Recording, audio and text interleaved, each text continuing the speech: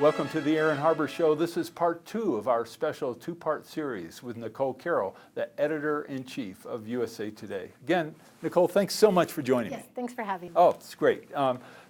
We've talked about a lot of issues, the future of journalism, and I want to talk about that, though, in the context in a minute of journalists who more are aspiring journalists, students in journalism and things like that. But we also talked about the financial structure of newspapers. One of the areas that I didn't touch on that I wanted to was the fact that, and we talked about the demise of the Rocky Mountain News and kind of I'm not sure how to describe the situation with the Denver Post, but it's still there and we hope it does well. But the Denver Post is owned by essentially Alden Global Capital, the same group that tried to buy Gannett. And for those of us who love USA Today, we were very worried about your future.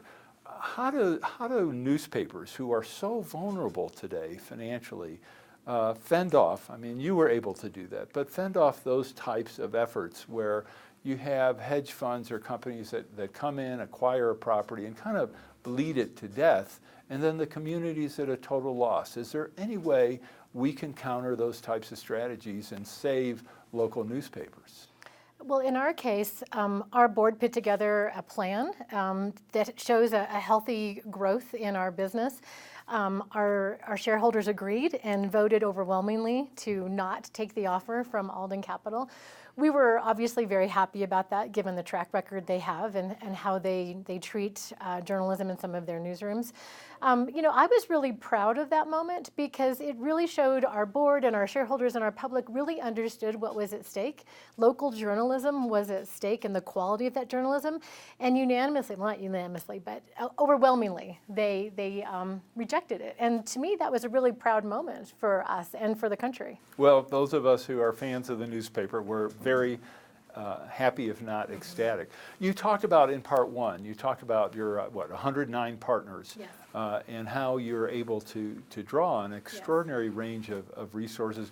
We've seen that in some of the lengthy investigative pieces, in-depth pieces that you've had published in USA Today, which was the total opposite of what longtime readers like myself were used to, and are just delightful to see, because local newspapers have a difficult time doing that, but by your selectively taking those opportunities from around the country, a newspaper doesn't have to do that every week. I mean, if it does that once a month or once every 2 months, you have more than enough material. How does USA Today help those 109 partners, little partners? And not all of them are that little. Not all little. Right, we've got the Arizona Republic, Detroit Free Press, Indianapolis Star, Des Moines Register. We've got some very, very large properties. First of all, we have 2,900 journalists across 38 states and Guam. And so, like I mentioned in our first part, we're generally, anywhere there's breaking news, we can be there. But we are, to your point, we're working more together as one newsroom, not just one network. So, and it goes both ways, that we may rely on a local property to, we'll take one of their investigations and run it on USA Today. They can take USA Today content and run it in the local property, but we'll also just work together as partners. I think I had mentioned on some key topics like climate change and health and education, immigration. We're really working together as a team. We're meeting, we're sharing story ideas, we're sharing sources. When we work on a project, think about a border story that we're doing right now. We've got all these reporters along the border, and then USA Today has reporters in the Capitol talking about what's happening. Those sources will come together to provide one package that we all can run. So it's very much partners. Yeah, that's the exact perfect word that you use. And again, sometimes USA Today takes the lead, sometimes local properties do, and many, many times we're just working concurrently and jointly together on journalism. So it's a model that nobody else has. I mean, people are when you talk to folks in other national publications, they're very envious of that footprint that we have because of the great work we can do. Well, extraordinary set of resources that you can share. When you do a major piece, if the Arizona Republic does a major piece involving a border issue or something like that, and you get that piece, what is USA Today's, from a journalistic perspective, role in evaluating and actually vetting that piece? Or expanding that piece, or whatever? I wouldn't say it's evaluating or vetting because we are one company and we all share similar standards. and similar values. So if it's coming from Arizona Republic, it's just like we created it. We're full partners and full trust. But we do have different audiences, and so we may take a piece of it, we may look for a national angle, we may run the whole thing. So it really, they're serving a very local state audience, we're serving a national audience. I think another good example is it came out of Arizona, was we built a database on model legislation, that we were able to build a tool that we could look at bills being introduced in state houses across the country and find out which ones were cut and paste. And again, there's nothing illegal about that. People do that all the time. But we thought it was important for people to know that this bill in your state that you thought your lawmakers were doing for you actually came from Kansas or somewhere else, and the same bill's been introduced in 20 other states. So to your example, when Arizona did that, they really focused on bills in the Arizona State House, where at USA Today, we were looking at that more nationally. How many states have this copycat legislation? So you mentioned, and I think actually Kansas is probably right, given the topic that you're obliquely referencing, but I remember that. And of course, one of the things you also have the option of doing, I mean, you could run a story from one of the publications in the network, and you can also, you may add something of your own separately or alongside or whatever. For information on how to help promote civil and mutually respectful discourse and support expansion of the distribution of our programs, please email info@harbertv.com. I'm Aaron Harber, host of The Aaron Harber Show. I very much would like to hear from you about the program, so please send me an email with your thoughts. You can suggest what topics I should cover, what guests I should invite to be on the show, or even what specific questions you would like me to ask. This is your program, so send your suggestions to aaron@harbertv.com. I promise to personally read every one, so email me today. And most of all, thanks for watching. The Aaron Harber Show may be viewed 24/7 at no charge from any location in the world at harbertv.com. You mentioned immigration, and to me, from an informational perspective, such a challenge because you have so much going on. You have great coverage at times when you want both sides of the border, probably better than any other news organization in the country. Yet you certainly have a White House and a president making statements that at times have no relationship to reality. And often the reality at the border can be difficult to find in terms of what's going on. I know recent revelations about some of the camps or detention facilities and all that. What's the challenge there? What is the newspaper's obligation to really try to not only just inform readers and the American people the facts, but make sure they know that the information they're getting from some of those sources may be consistently erroneous on purpose? It's interesting that you brought that up. We mentioned in the first part about the wall package that we did for the USA Today network.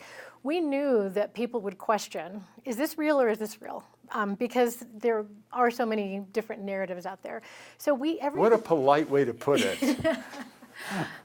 You're so diplomatic. Well, I do believe that we need a shared set of facts to operate as a democracy. And so we wanted to give people firsthand information because we knew there would be that skepticism. So we didn't just say X% of the border is already fenced. We got a helicopter and we flew from the Rio Grande, where it begins all the way to the Pacific Ocean. And we showed people every single mile of the border, and they could zoom in, they could could look up where they live, and they could see exactly what is there.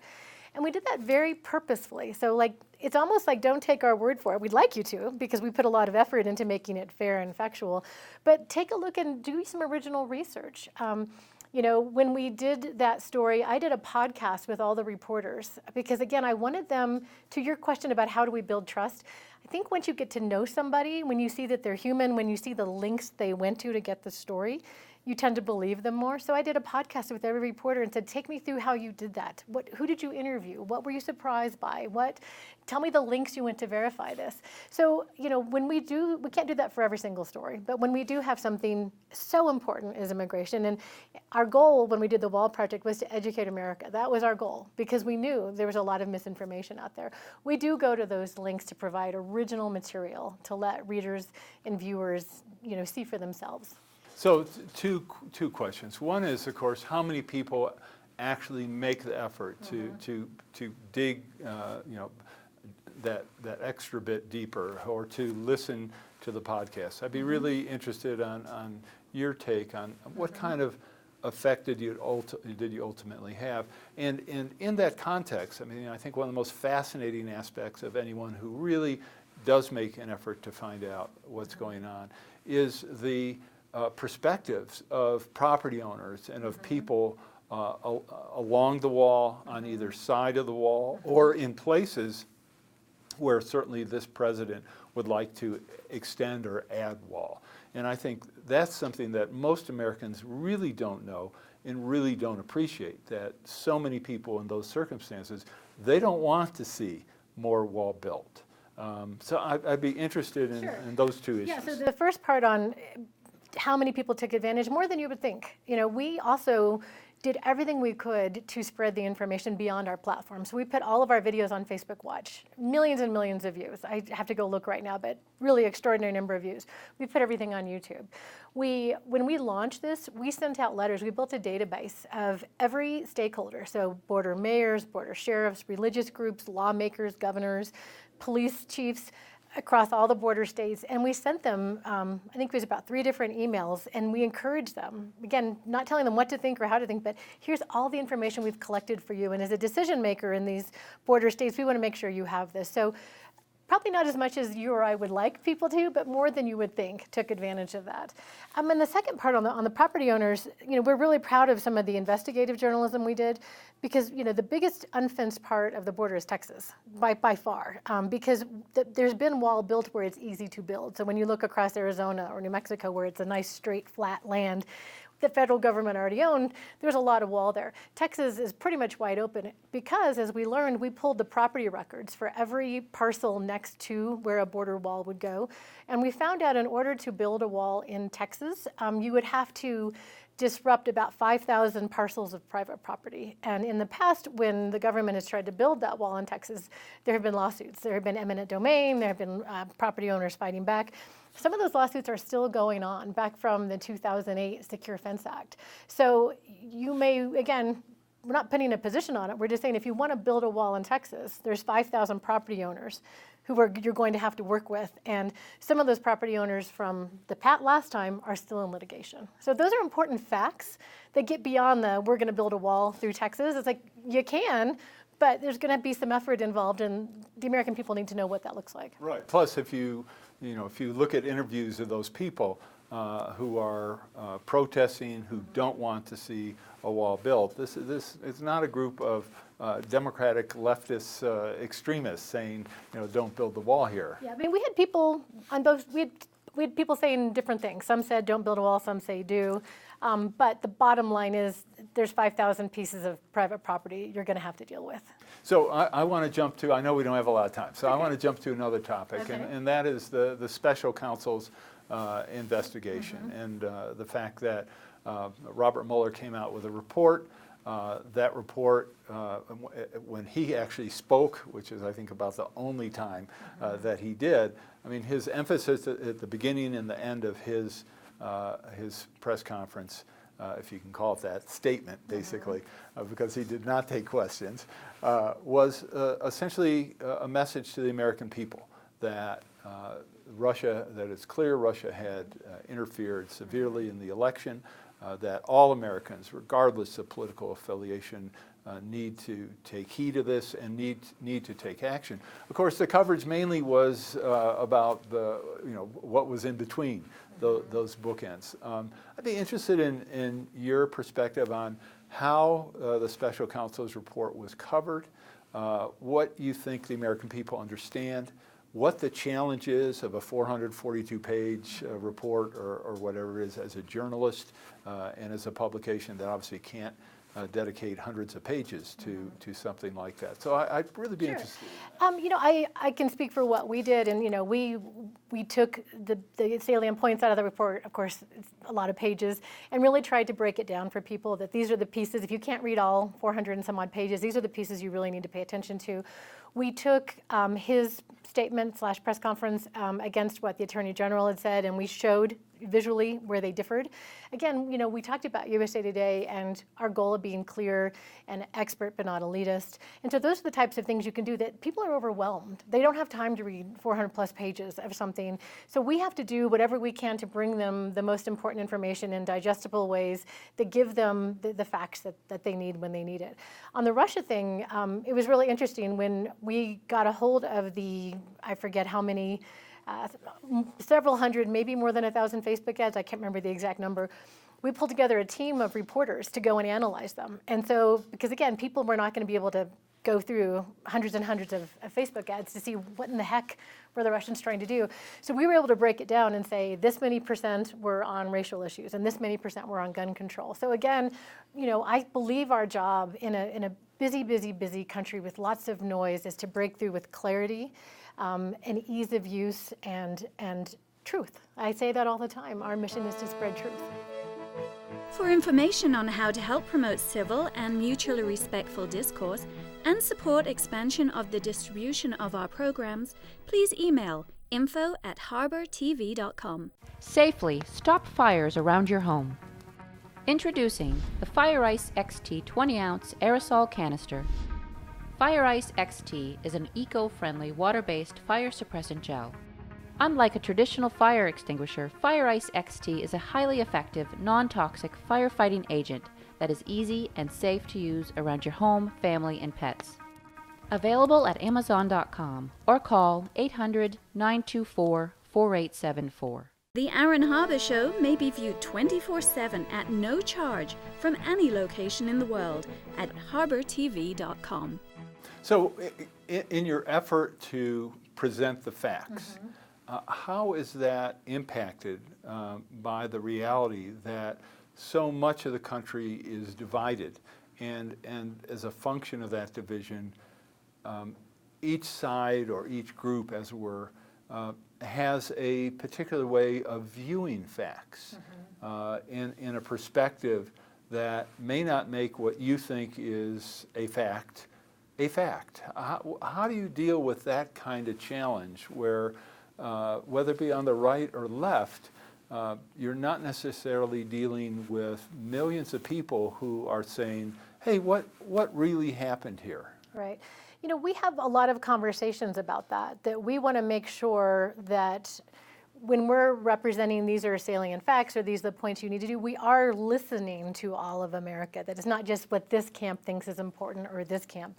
It's really important that we show and that we listen and that we have journalists and we have audience members who help inform us on all of America. So that, again, I love it when they do those representations you see online of polarized media, and it's always, you know who's over here and you know who's over here, and USA Today is always right here. And I'm really proud of that. That doesn't mean we don't call out wrong and we don't hold people accountable, but it means exactly what you're saying, is that we respect our readers and we try to provide news that is of interest to them, no matter which camp they're in. And I know you have a great diversity in your readership politically. Yes. One of the things that fascinates me on your editorial page is you'll have an editorial from one perspective, and then you'll have an accompanying opposing piece. view, yeah. Right, and of course I tend to think sometimes the response, if your editorial makes a lot of sense, I'll look at the response and I guess I have my own opinion, but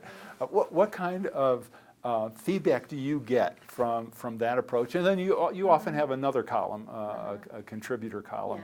On an unrelated, often on an unrelated topic, and again, you have a very great variation. It's in terms of kind of political perspective or philosophy in those columns as well. So tell me how you put that together. People love that. They talk about that all the time. That they really appreciate that we give our view and opposing view. Because again, that's our view, and our view meaning the editorial board separate than the newsroom, you understand that. But I think it's important that for our editorial board who's espousing a position that they understand that opposing view. And I think it's important for our readers who are trying to understand an issue. I love knowing opposing views. I love knowing the counter argument, and I think our readers do too. We get a lot of credit for that, so that's something that will definitely stick around. Well, I think what's different that you do, and I think a lot of publications do try to do this, but not as many as they should, is often publications will will publish an editorial. And then in future editions, you may see a counter piece, or you may see letters to the editor. I think that kind of what's artful about what you're doing is you're presenting both of them at the same time. Right. And I think that's a real service to readers, Thank by you. the way. I don't know if that many people think about that, but I think that's a real plus. Well, and I think just to add on to that, when I explained to you how we're doing the fact-checking on real time for the State of the Union, on Twitter, on the screen, because I think it's the same thing. It's almost in today's instant society, you can't wait till the hour-long speech is over and then all the analysts have their say, that people want to know in that moment. Is the context there? Is this fair? Is this true? So we're really pleased, to your point about doing it in real time, that we're able to do that on the fact-checking as well. All right, I just have two subgroups of questions left. One is about your career, and what you want to do next with USA Today. So in particular, on my career, what are you interested in? Well, I mean, you're certainly, in my opinion, it's a pinnacle. I mean, is there a better job than being, I mean, we've had Marty Barron on from, the Washington Post. I'd much rather be head of USA Today if I had my choice. But talk about what you want to do with I mean, you've obviously done a tremendous amount in a short period of time. I've gotten to see those changes, over a matter of months, so that's kind of fun. What else would you like to do there? I feel a huge responsibility. I talked about our audience, 127 million unique visitors, 1.5 billion page views in a month. I feel such a responsibility with that. And I know I keep saying this, but it's the truth, to educate, to inform, and to empower people. So anytime there's an issue in the news, what I want to do is I really want to help people understand it. I want to get to the bottom of it. I want to educate people about it, because I think that's what America needs. We need this informed electorate, and then people can make their own decisions. So what I want to do next is more of that. I want to use this incredible audience we have for good, and to help America, and to help, the polarization is what it is, but if we can put out a shared set of facts, I think that's really helpful to us as a democracy. It's very important to me that we also do very sophisticated investigative work. I mentioned the model bill legislation. We just did a big package on maternal deaths and unnecessary deaths of women that are rising across America. We did a story on teacher discipline, on police discipline. There's a lot of issues out there that affect real people. So I want to make sure that in addition to providing that clarity and information, that we are using our power to dig deep and to shine a light and to hold people accountable for the things that impact real Americans. And I think you're right. There is no better job in journalism. There really isn't. So I appreciate you recognizing that. What are you going to do differently, do you think, or what will USA Today do differently for the 2020 election? Oh my gosh, so much. Again, first of all, we have 3 reporters on every candidate, because we're in Des Moines. We have the Des Moines Register. Every candidate is coming through there right now. So we've got... Or has an apartment. So we have reporters in Des Moines following them around on the campaign there. So we're really getting their first messaging. We have the hometown reporters. We have the El Paso Times. So we've been following Beto O'Rourke. We have the paper in Delaware. So we've been covering Joe Biden. So we have these hometown reporters that have been covering these candidates for, a long period of time. And then we have national reporters who are looking at the whole 2020. I don't know that any other news organization has that breadth of coverage for 2020. In addition, we're really talking about innovative ways to help bring information to people, that we do want to inform, and we want to help people make educated choices. That's not always going to be a 16 story and a photo. It could be a video series. It could be at the Iowa State Fair, we have something called the Soapbox that the Register puts on, and we invite every candidate to go stand on the soapbox for 20 minutes at the state fair, and we will video them and we will spread that to America. So we're looking for really innovative ways to not only help people understand the issues, help understand the candidates, and help understand voting issues. And we're looking very closely into voting rights and voting discrepancies, and making sure that everybody who wants to vote has a chance to vote. So those are the issues that are really important to us. That's great. All right, last set of questions. Okay. I'm going to ask you about leadership. Okay. And the challenges of leadership. What makes for a great leader? I think it's somebody who wants to empower others. I'm a big believer in servant leadership. I exist to help others be their best selves, which helps our company, our paper, our community be their best selves. So, I want to know how to empower people. I want to know how to take roadblocks out of their way. I want to lift them up, because when you do that, you get amazing results. If it's not about you, but it's about all of those that you're there to serve, you get amazing results. Who, in your opinion, are some great leaders, whether today or going as far back in history as you want? I'm a huge fan of Sandra Day O'Connor. She's from Arizona. She's from Arizona, the first woman on the Supreme Court. She talks about this a lot, that we all become who we are, not by our single selves, but by the community that we weave. And she has lived her life that way. And so I think she sets a great example for servant leadership. And last question, how can one become a great leader, do you think? I think it starts with truly wanting to help others succeed. I think if you want to be a leader for the office or the title, you're not going to be successful. I think you have to be authentic. I think people recognize that. They will look at you and they know if in your heart is true that you want to help them succeed. So you have to want that, and that, I think, is the most important thing. And then you have to walk the walk. You have to spend the time, you have to do the things that you say you're going to do to help others succeed. And again, once you get that working, anything's possible. Do you think, I know you kind of referenced this indirectly, but do you think great leaders can be born? I don't know. I think you certainly can be born with attributes that help you be a good leader, but I don't think you have to have those. I think people can work at being a great leader. I know people who are extremely introverted, who have worked really hard to be able to put themselves out there in leadership roles. So I think you might be born with some, charisma or something that makes it a little bit easier, but I don't think it's impossible to be a leader if you weren't born with some of those attributes. All right. Last question, women in leadership. I mean, certainly, we're seeing the Me Too movement, the Time's Up. Yet, if you look at corporate boards in America, still we have a really long way to go when it comes to women participating at the level that they should. What can we do, and what should the press do to be highlighting these challenges? I would say both women and people of color. I would add to that. I can tell you personally, at the press, our newsrooms do not reflect the communities we serve. It's something we've been working on. We need to work harder on it. It's a big mission of mine that as I look at my newsroom and as I have openings, is to really reach out and look for and recruit women and people of color to be part of that candidate pool, to really look for opportunities as they want to advance in their careers. As journalists and as news media, we will not be able to cover America if we don't reflect America. So that is really important. And I would say that, there's been a lot of panels here at Aspen Ideas around women and diversity and leadership. And I think it's incumbent, somebody said in a panel, every manager should be judged on how well they are doing on diversity, that it can't just be a corporate thing, it's got to be a personal thing. And I thought that was brilliant. I thought that was absolutely right. So I think each one of us has a role to play in recruiting and mentoring and empowering. Sometimes it's just a matter of saying, I believe in you. Or, hey, have you thought about applying for that? And me? Yes, you. I think you're ready for that. I think you should do that. And that's something we all can do.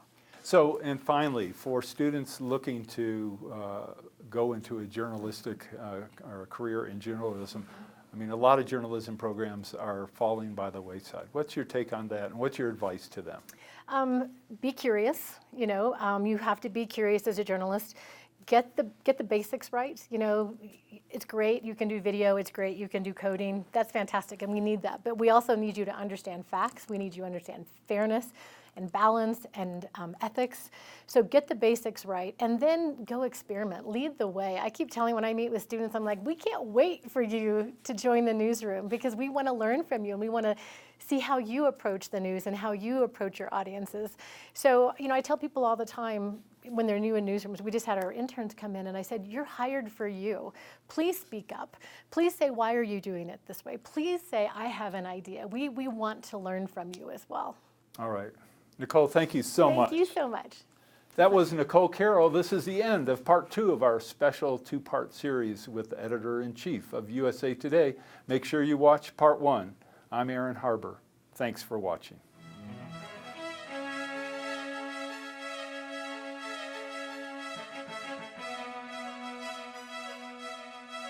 Please contact us. We want to hear from you. and thanks for watching.